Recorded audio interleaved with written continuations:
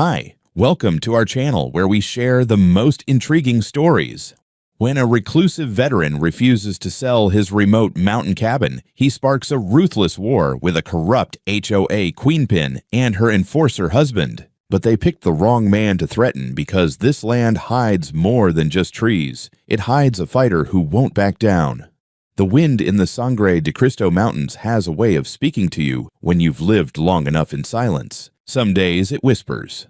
Some days it screams. That morning, it was quiet, almost reverent, as if even the air respected my routine. I was splitting wood by the side of the cabin, half listening to the soft creak of pine trees and the rhythmic crunch of my boots on the frost-hardened dirt. The axe bit into the log with the kind of efficiency that only comes from repetition and necessity. No performance, just survival. I didn't hear her at first. The sound of tires on gravel was too soft, almost dainty. Not the usual rumble of hikers or tourists who sometimes got lost and ended up near my property. When I looked up, she was already halfway up my trail, a tall woman in a pressed red blazer, hiking boots that had never seen a real trail, and that particular breed of overconfidence exclusive to HOA presidents. She stopped right at the edge of my gate, the wooden one I built myself with the words "private property" carved in bold letters across it, and tilted her sunglasses down to look at me like I was something she'd stepped in.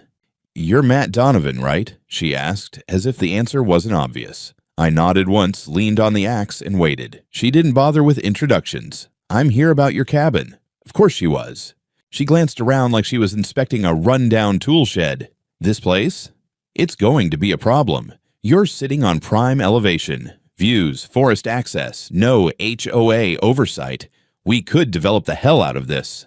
I didn't say a word.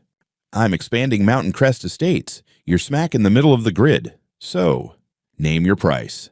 "Let's make this painless." I stepped forward, just enough to make her take half a step back. "Not for sale." "Everything's for sale," she said with a thin smile. "We're offering cash. Fast closing. You could buy yourself 3 more cabins just like this, somewhere flatter." I shook my head. This land was deeded to me by a man who died owing no one anything. It's not up for discussion. That's when her smile vanished. Her voice turned sharp. "We will get this land, Mr. Donovan. One way or another. I suggest you reconsider." I stayed silent. She turned on her heel and marched back to her car. Some imported SUV, spotless, way too clean for mountain roads. Tires spun a bit in the gravel as she pulled away, but not before rolling her window down to bark, "You'll hear from us soon." I exhaled slowly, rolled my neck, and looked out over the valley. The sun was just peeking over the ridgeline, casting gold over the treetops. I knew this wouldn't be the last visit. The ones like her, they never take no for an answer. But what she didn't know was that I'd spent most of my adult life dealing with people who thought force or money gave them power, and I was still standing. That evening, I installed 2 new motion-activated cameras at the edge of the trail. Not because I was scared, because I like knowing when the wind's about to shift. I figured that would be it, at least for a few days. The kind of woman who drops ultimatum in full makeup at 7,000 feet usually needs a break to recalibrate her strategy. I didn't expect the next move to come the following morning, and I sure as hell didn't expect it to come in the form of 6.5 feet of testosterone chewing gum like it owed him money. I was fixing a leak in the pipe that ran from the spring-fed tank behind the cabin when I heard the deep grumble of a V8 engine coming up the trail. The sound bounced between the trees like an approaching storm. When I stood up, wiping my hands on my jeans, I saw him, a tank of a man stepping out of a lifted black SUV that looked like it came straight out of a demolition derby with chrome accents, aviators, tight athletic shirt, hands the size of dinner plates. I didn't need introductions. That had to be her husband, the infamous Tank. He didn't bother with pleasantries, just stood there, arms folded like a bouncer outside a bar, sizing me up like I was a lightweight. "So, you're the guy who thinks he's bigger than the HOA, he said, his voice a low rumble. "Cute setup you got here. Quiet, secluded. Would be a shame if something happened to it." I didn't answer. Not yet. I just watched him. Watched how he scanned the tree line, the roof, the propane tank beside the shed. He was performing. A thug in a polo shirt trying to play mob boss. Problem was, I'd seen real intimidation before. This was a high school drama audition. He took a step forward, boots crunching on gravel. Listen, my wife's got a vision.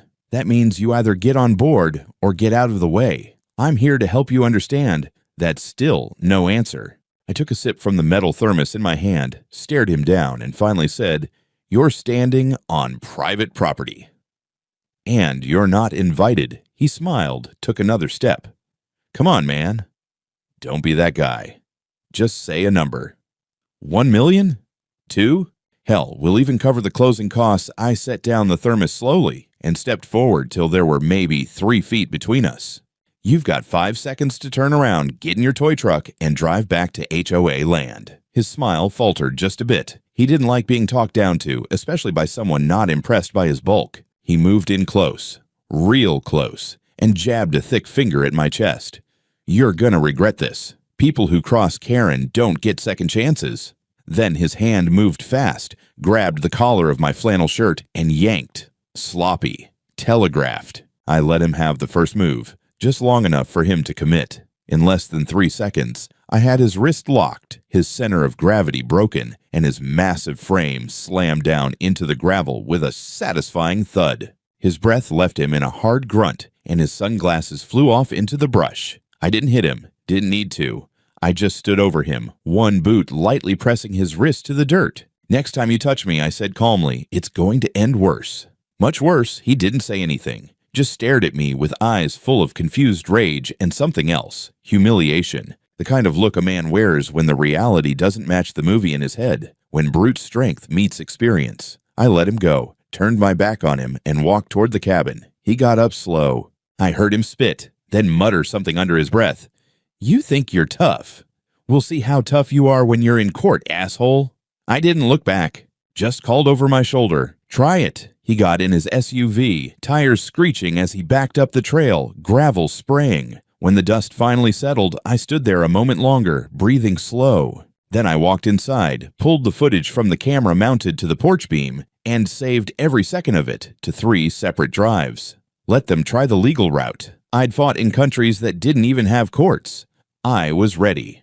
The warning shot was fired. Metaphorically, of course. I wasn't the one who needed to make threats. That's what people like Tank and Karen never understood. When you've spent years in places where threats come with roadside bombs or snipers, a meathead in a Tahoe and his high-strung wife barely register, but I knew their kind. They didn't lose well. And when force failed, they always turned to something more insidious: paperwork. It started with a letter stuffed into my mailbox without a stamp. The HOA's letterhead looked official enough, probably printed on Karen's home office printer. Inside, it accused me of unlawful construction on restricted land, citing imaginary county ordinances and a supposed easement dispute. I read it over while sipping coffee, then placed it neatly into the burn barrel out back, but I didn't ignore it.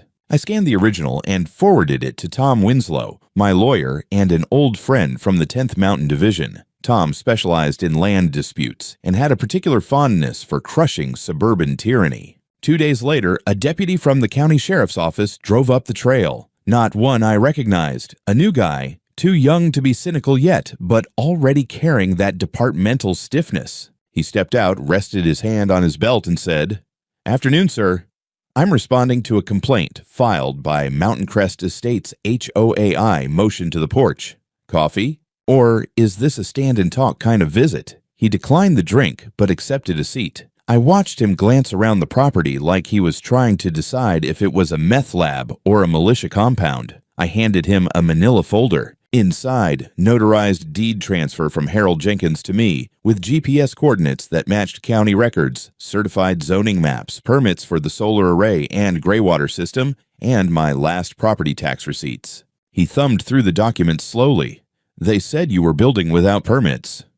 "I haven't built a damn thing," I said. "The cabin's been here since '89. Only thing I've added is rain catchment and peace and quiet." He looked uneasy. "They also mentioned weapons. Said you've been firing guns within range of their homes." I pointed to the laminated sign nailed to the inside wall of the porch. "No discharge zone. Compliant." A carryover from when Harold used to teach basic marksmanship here for search and rescue teams. "Haven't fired a shot since I moved in. But I do have cameras, and you're welcome to see them." He hesitated, then nodded. We stepped inside. I pulled up the camera feed archive, motion-activated recordings from all directions with timestamps. Together, we watched Tank storm the property. We watched him grab me. We watched me calmly put him on the ground. No knives, no threats, no guns. Just pure, boring self-defense. The deputy whistled. Well, that's not what they said happened. No, I said. It rarely is. He took a copy of the footage and promised to file a supplemental report. Before leaving, he turned back to me. Between you and me, they're making a lot of noise down there, trying to push this up the chain. I'd keep a paper trail. If I were you, I already had a binder filling up. That evening, I got a call from Tom. He'd pulled HOA filings from the county registrar's office. Turns out, the complaint wasn't even formally approved by the HOA board. It was submitted solely under Karen's signature. Illegal, invalid, and extremely interesting. Then came the social media blitz. Someone, I wonder who, posted on the Mountain Crest Estates Facebook group, "Dangerous man in the mountains. Armed, hostile, lives like a hermit. Threat to our community." It was attached to a blurry zoomed-in screenshot from one of their phones showing me carrying firewood with my old Glock on my hip, legal, holstered, on my own land. Normally, I wouldn't care. But a few of the comments hit a nerve. "Should call CPS. I heard he has kids up there." False. He's one of those prepper types. Bet he has bunkers. Ridiculous, but not funny when you're dealing with paranoid neighbors. So I posted once. Just once. A clean, quiet video of the encounter with Tank. No commentary, no editing, just the facts. With it, I added, "I live alone. I pay my taxes. I protect my land. And I don't tolerate threats." The post spread faster than wildfire in dry season. Within a day, it had hundreds of comments. Turns out not everyone in Mountain Crest liked Karen. A few even messaged me privately, saying they were tired of her antics and wished I'd press charges. I didn't answer those messages. I wasn't ready to go nuclear, not yet. But the fuse had definitely been lit. 3 nights later, I caught the first sign that things were about to get louder, literally. Around 11:30, just as I was finishing a chapter of an old paperback by lantern light, the silence outside cracked open with the faint crunch of gravel under slow-moving tires. My hand instinctively went to the remote for the exterior floodlights. I didn't turn them on right away. I waited, watching the monitors. The camera feed lit up in grayscale. A convoy of 3 vehicles had pulled up just past the outer tree line. Not on my property, but damn close. One of them was that same chromed-out monster Tank drove. The others were black SUVs, private security types. You could spot the posture through the windows. Wide stances, earpieces, matching polos. HOA muscle. I flipped the floodlights on. A wave of blinding white light swept across the trees like a searchlight across a prison yard. One of the SUVs backed up a foot in surprise, and I caught a flash of Karen's blonde hair through the windshield as she shielded her face with a clipboard. They thought they'd come in unseen. They were wrong. I didn't go out right away. Let them sit. Let them sweat. Instead, I made a call, direct line to Sheriff's Dispatch. I gave them the time, coordinates, and explained the pattern. Prior assault by Tank, false HOA filings, and now what looked like intimidation with private guards. The dispatcher promised to send a deputy, though they were stretched thin tonight. I knew what that meant. Expect delays. I grabbed my jacket and stepped outside, floodlights still humming. 2 men I didn't recognize were now outside one of the SUVs, standing just off the gravel, half in the woods, like they were waiting for something. I recognized the body language. Mercenary types. Not soldiers. Not law enforcement. Just rent-a-bulldogs who took one too many weekend seminars on presence. Karen was the first to speak, yelling from behind her open car door like a general leading a charge she wouldn't personally fight. "This is your last chance, Donovan. We came to negotiate." I stopped at the edge of the porch and replied, loud and even, "You're trespassing. We're on community property." "No," I said. "You're 53 feet into private land. GPS logged, cameras rolling. Audio recorded." Tank stepped forward now, jacket open, trying to look casual. "Let's talk like men, Matt. No need to bring the law into it. You did that when you filed false reports." One of the guards flinched, like he wasn't fully briefed on the backstory. The other tapped something on his earpiece. Karen, visibly agitated, waved a clipboard like it was a holy relic. "I have an updated plat map here. This land is within HOA jurisdiction that got a laugh out of me. Did you draw it in crayon? They didn't like that." Tank suddenly surged forward, fast and low, like he was going to charge the steps. But before he got halfway, two figures stepped out of the shadows behind me. Mike and Curtis, my old army buddies who'd come to visit for the week. Both of them were holding aluminum bats resting against their shoulders like casual suggestions. Neither said a word. They didn't have to. Tank stopped mid-stride. One of the guards put a hand on his chest. Karen screamed, "This is harassment! I'll have you arrested." I took a step forward, staying calm. "You brought 3 vehicles, 4 men, and a falsified map to my home after dark. That's not negotiation, that's attempted coercion. You've been recorded on 5 separate devices, and I suggest you leave before the sheriff's department adds trespassing and intimidation to your list of problems." One of the guards mumbled something to the others. Then, just like that, the momentum shifted. Tank backed off. Karen was still yelling, but her voice had lost that smug, razor-sharp tone. She sounded shrill now, desperate. Her army was retreating. They piled back into their SUVs. The engines fired up, tires spun, and within a minute, the headlights disappeared back down the trail. But not before Karen screamed out her final act of defiance from the window. "This isn't over. I'll burn that shack to the ground if I have to." Mike chuckled. Did she just threaten arson? On tape. "Yup," I said. Curtis looked at me. Deadpan. "We writing that one down?" "Already flagged it." I nodded, holding up my phone. Audio backed up to the cloud. 15 minutes later, a deputy finally arrived. We showed him the footage. He watched the whole thing, arms folded, jaw tight. "I'll file the report," he said. But between you and me, this HOA's heading for a legal collapse. Fast good. Let them collapse. I wasn't going anywhere. It was the 3rd morning after the night raid when the envelope appeared on my porch. No postmark, no return address. Just my name, scribbled in block letters across the front, like a ransom note. I picked it up carefully, half expecting it to be laced with glitter or spite. Instead, it held something far more volatile. Numbers. Inside were 5 printed pages. Bank transfers, line items, HOA budget summaries with red circles drawn around totals. Most of it meant little without context, but the highlighted accounts caught my eye. Names that didn't match any local vendors, payments listed as community infrastructure improvements, each one routed through the same shell company, Evergreen. Vista Development, LLC, a company I'd never heard of. A company registered in Nevada. I stood on the porch for a long moment, scanning each page twice. Then, as if summoned by a curse, my phone buzzed. Unknown number. I picked up without speaking. A woman's voice, hushed and nervous. "Did you get the envelope?" "Who is this?" "I used to work for the HOA. Karen fired me last month. I was the bookkeeper. I went still." "Why are you contacting me?" "Because you need to know the truth.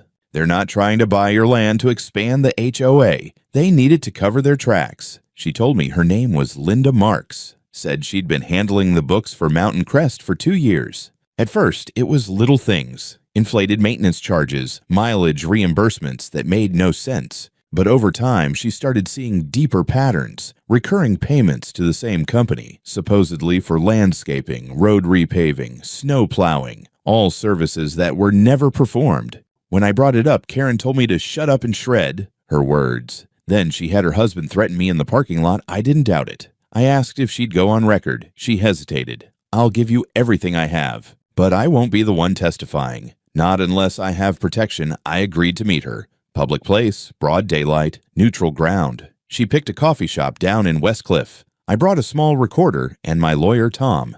Linda showed up wearing oversized sunglasses and carrying a laptop.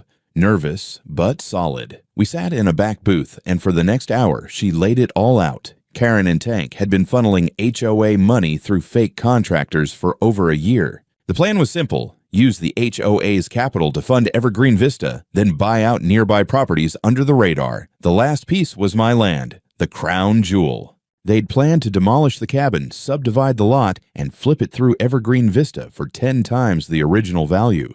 I sat there, not saying much, just listening as she clicked through folder after folder of invoices, email chains, fake meeting minutes, and falsified board approvals. It was all there, the kind of evidence that made investigators salivate.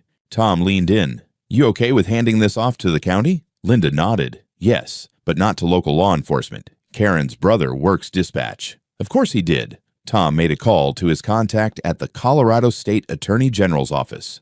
The words possible RICO predicate behavior were used. That got their attention. We uploaded copies of all files to a secure drive and prepared an official submission. Meanwhile, back at the cabin, things were heating up. Literally. Someone had slashed the propane line to my backup generator. No spark, no explosion, thank God. But the leak could have turned deadly fast. Luckily, I smelled it early. I filed a report with the sheriff's office. Again. And then came the cherry on top. Karen, in her infinite arrogance, posted a message to the Mountain Crest community Facebook page. Certain individuals in our area are attempting to sabotage progress and community growth with malicious lies. We are pursuing legal remedies and will expose these criminals soon. I didn't reply. I didn't need to. By that evening, half a dozen neighbors had contacted me privately. They wanted out. Some were horrified to learn where their HOA fees had gone. Others were just tired of being dragged into a war they didn't sign up for. Karen was losing control of the narrative, and for people like her, that's worse than losing money. But I wasn't done yet. Now I had the paper trail. Now I had motive. Now it was my turn to dig. It didn't take long for the fuse to reach the powder. 2 days after Linda turned over her files, the Colorado State Attorney General's office authorized an interagency investigation into the Mountain Crest Estates HOA. I wasn't privy to all the details, but Tom kept me in the loop. They were moving fast. Too fast for Karen to plug the leaks. It started quietly. Subpoenas, phone records, property transfer audits. Then came the search warrant.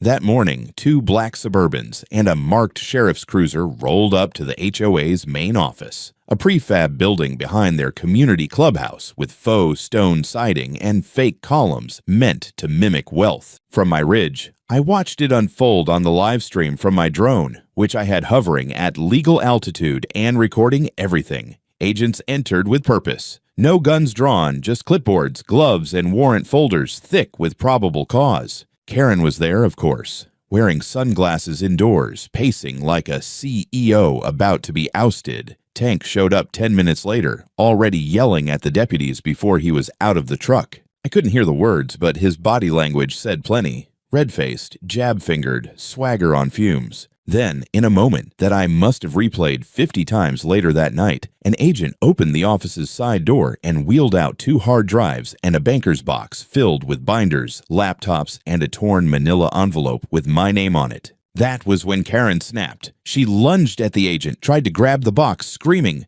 "That's private! You can't take that!" She was restrained, not arrested yet. But it was over. The dam had cracked, and the water was rising. Hours later, I got a call from a name I didn't expect. Deputy Sanchez, the same new guy who'd come up weeks ago for the false gun complaint. He sounded tense. "Matt, you might want to come down to the station. There's something you need to see." I drove down the mountain, a quiet ride, nerves calm but alert. Inside the sheriff's office, Sanchez led me to a back room and laid out a series of printed maps on the table. Survey overlays, plat records. But something was off. There were 2 versions of the same area. One official, stamped by the county, and one that showed my property divided in half with the line redrawn to loop it into the HOA's zoning boundaries. "She submitted this version to the zoning board," Sanchez said, tapping the forged map. "Claimed your cabin was built illegally on common access land. Used this as part of a permit request for demolition." I stared at the map. The redraw was sloppy, almost lazy. The GPS markers didn't even line up with the satellite data. They'd tried to move the world by dragging a mouse and clicking, save Sanchez flipped another page. Here's the kicker. She got a backdated notary seal. "From her cousin in Denver, forgery," I said. "Several counts.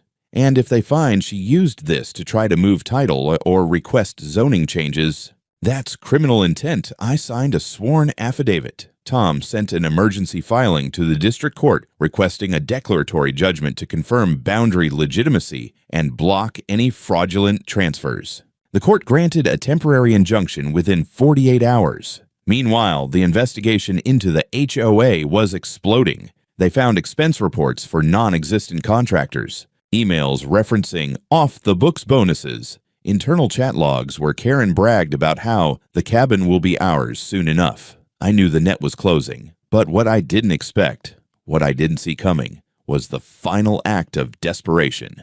Late that evening, after dinner, the motion lights on the Western Trail snapped on. At first, I thought it might be a deer or a neighbor, but the figure that moved across the camera feed wasn't an animal. It was Tank. He was alone. No SUV.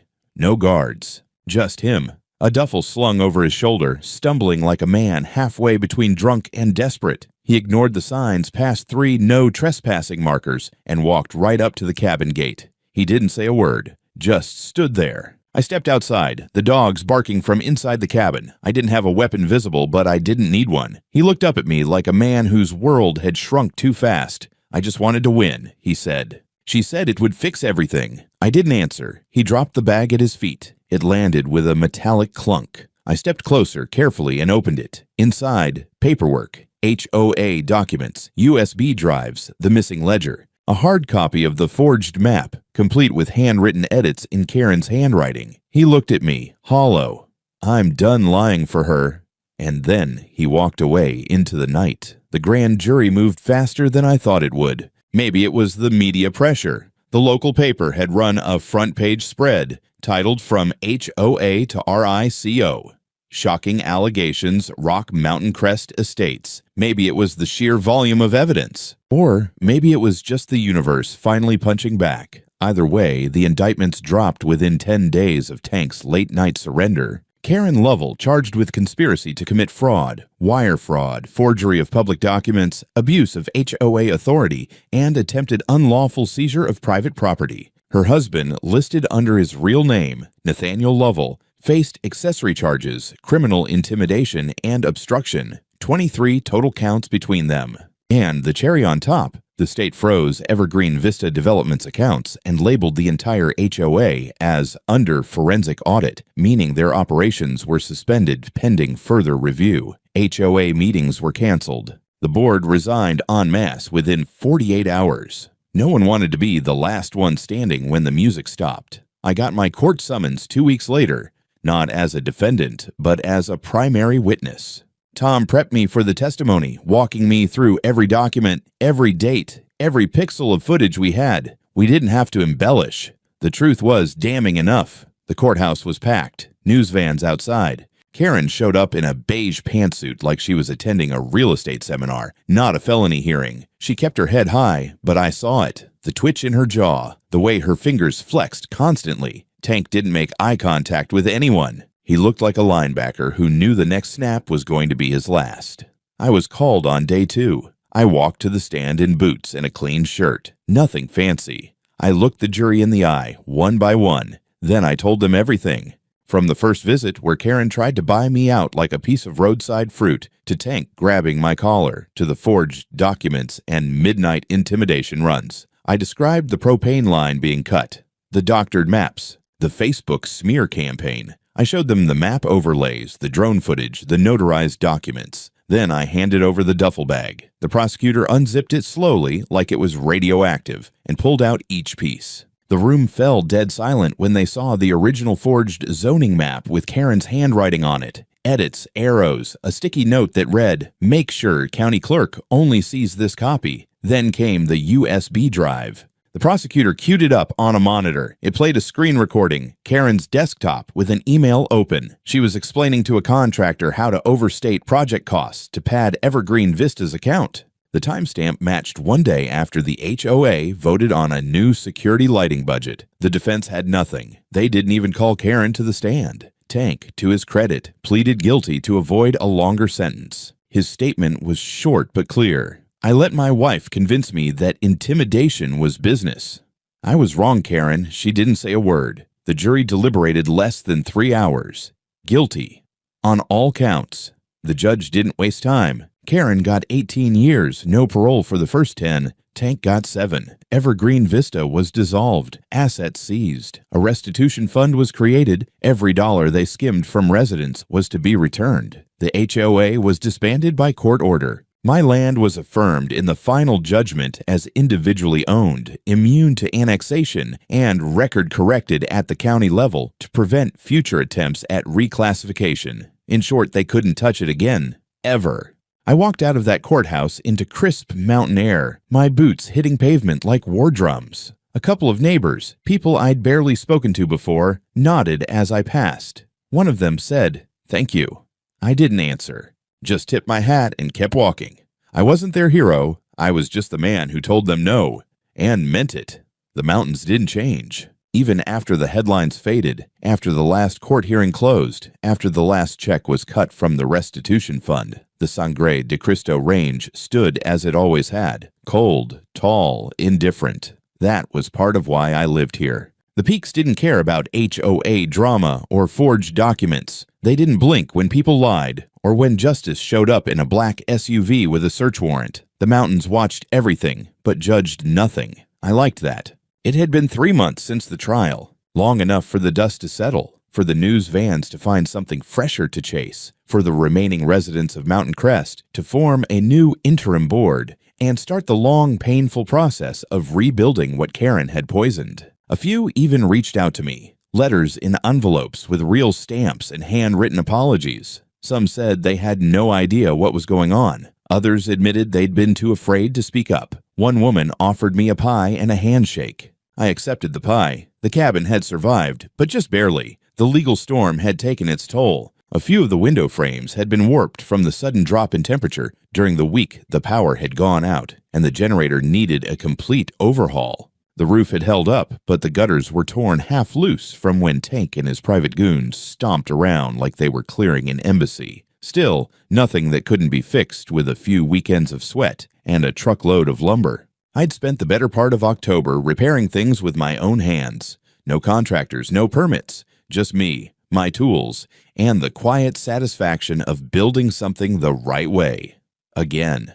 I installed new solar panels, repaired the porch steps, replaced the propane lines. I even added a set of metal reinforced gates at the bottom of the trail, wide enough to let through a ranger's truck, but tall enough to keep out busybodies with clipboards. Above the new gate, welded into a clean sheet of steel, I mounted a custom sign. Not fancy, just honest. Private property. Entry forbidden by court order. It was the last word in a conversation I never wanted to have again. Curtis and Mike came back around Thanksgiving. We smoked a turkey outside over cedar logs and passed a bottle of Highland Scotch around like old men reliving old days, which, let's be honest, we were. Curtis had retired to Arizona, couldn't stand the snow anymore. Mike still lived out in Nebraska, worked with a veterans outreach nonprofit, but they made time to check in. Said they wanted to see the famous shack that beat a multi-million-dollar scam. They brought gifts. A brass plaque with the words "Never Bluffed, Never Folded," and a battered copy of The Art of War with a post-it note that read Matt's HOA,